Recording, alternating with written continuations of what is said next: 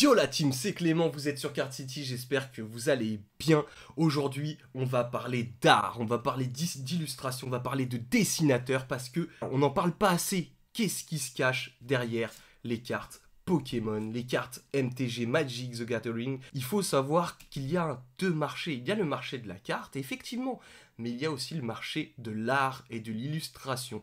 On n'en parle pas assez et pourtant il est extrêmement développé, il est extrêmement commun et c'est vraiment magnifique. Pourquoi les cartes sont aussi chères? Pourquoi? Parce qu'il y a une série limitée de celles-ci, il y en a très peu et en fait sur certaines cartes, hein, j'entends pourquoi des cartes atteignent de tels sommets au niveau des prix parce qu'il y en a très peu et que derrière il y a un réel travail, il y a un réel travail d'illustration, il y a un réel travail de dessin, de recherche.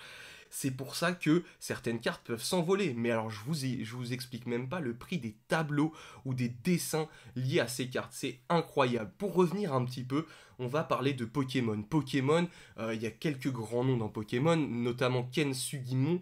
Donc, c'est un créateur et dessinateur un petit peu des apparences Pokémon qu'on pouvait retrouver dans le jeu Pokémon japonais, dans les origines. Ensuite, on a forcément Mitsushiro Arita, donc le dessinateur, le fameux dessinateur du Dracofeu, set de base que tout le monde connaît, mais aussi le dessinateur de ce gros Pikachu obèse que vous pouvez voir ici. Je vais essayer de faire le focus.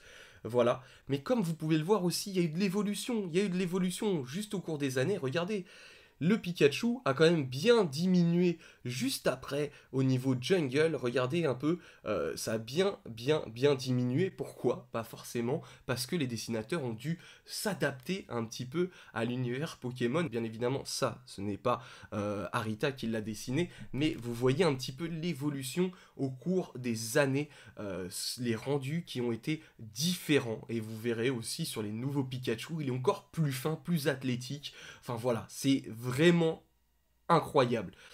Il faut savoir que l'art est représenté depuis toujours dans les TCG, même de manière implicite. Regardez, revenons un petit peu en arrière. En 1998, au Coro Comic, lors du concours, c'était un concours de dessin pour gagner l'une des cartes les plus chères et les plus rares, le Pikachu Illustrator. Quel était le concours? Un concours de dessin. Donc on voit bien réellement qu'il y a vraiment un univers de dessin derrière, avant même la création de ces petites cartes, une fois qu'elles sont imprimées. Mais avant, il y a un réel travail de nombreux dessinateurs. D'ailleurs, je vous invite pour Magic the Gathering, parce que Pokémon, je connais pas trop le marché.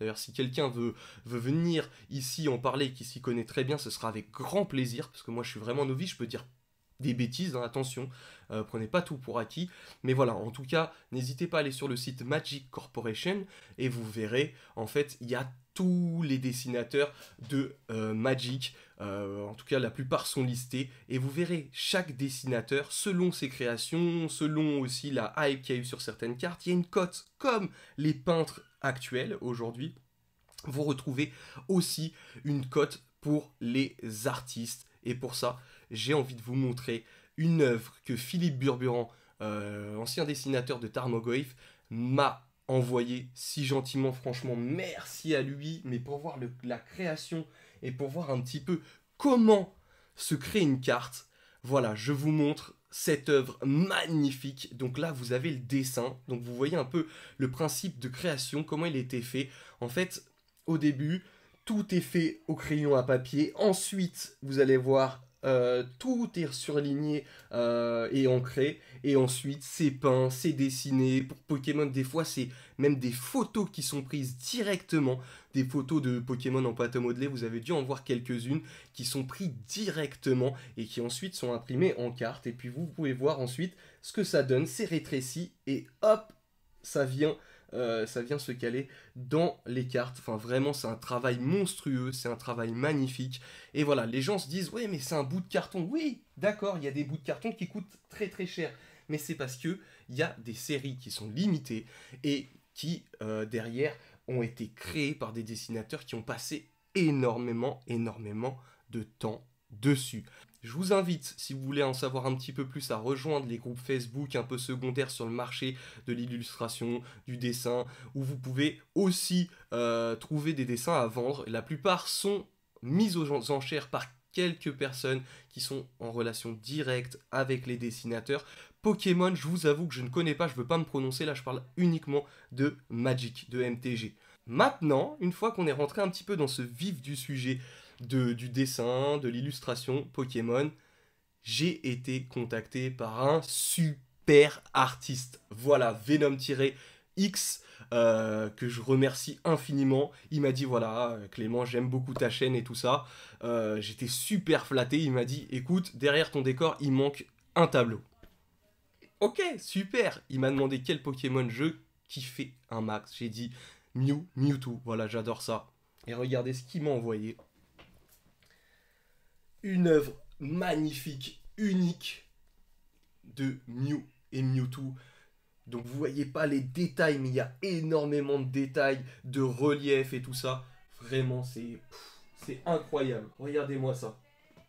Donc ça, il faut savoir que c'est une œuvre unique. Vous voyez, comme vous pouvez le voir pour le frère au Card City, Venom X, une œuvre unique. Donc ça n'a pas de prix. Pour moi en tout cas, ça n'a pas de prix. Il n'y a pas de cotation, il n'y a pas de chose. C'est quelque chose vraiment, quand vous avez ça chez vous, surtout que c'est un artiste en devenir vraiment super fort, je vous invite vraiment à le suivre. Et pour ça, je ne vous oublie pas. J'ai tardé un petit peu parce que la poste, pour sortir cette vidéo, parce que la poste avait quelques soucis. Je pouvais pas ne pas lui demander. Je lui ai demandé, s'il te plaît, fais-moi un dessin pour ma communauté que je pourrais faire gagner. Il m'a dit, quel Pokémon? J'ai dit, écoute, on va prendre le Pokémon le plus connu et on va mettre Pikachu à l'honneur. Et regardez ce qu'il m'a envoyé pour vous à gagner ce magnifique. Je viens de le découvrir, hein. Je le découvre en même temps que vous, signé juste ici. Donc c'est vraiment une peinture unique. Je ne sais pas si vous voyez le travail fait sur cette peinture. Sublime, vraiment magnifique. J'ai limite envie de le garder, je suis un peu dégoûté. Mais bon, je voulais faire plaisir à mes abonnés parce que vous êtes de plus en plus nombreux à me suivre. Pour participer, ça va être très simple. Vous allez me rejoindre sur Card City, sur Instagram. Tout sera expliqué à la sortie de cette vidéo. Donc vous pourrez gagner forcément ce tableau, c'est le premier prix, hein, parce que c'est quelque chose d'unique. En second prix, je vous ferai gagner un Pikachu, set de base édition 1, un Pikachu Jungle, Pikachu Jungle aussi, forcément, puisque Pikachu est mis à l'honneur. Les cartes sont pas near mint, mais elles sont quand même très propres. Ensuite, on continue.